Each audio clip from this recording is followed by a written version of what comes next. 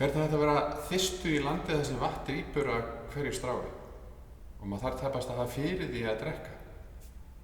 Vatnið er allstaðar, við erum svo rík. Við búum í allsnægtum vatnsins, má segja.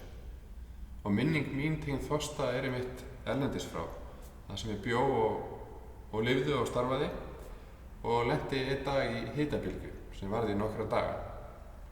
Íslendingarinn er engan veginn vanur því og hann verður mjög fljótt þyrstur vegna þess að hann gleymir að drekka og svala þorsta sínum. Þorstinn kemur nefnilega vegna þess að maður gleymir að drekka.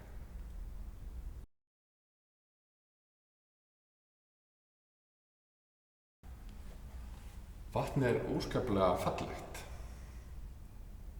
Það er klassískt að segja að það sé blautt.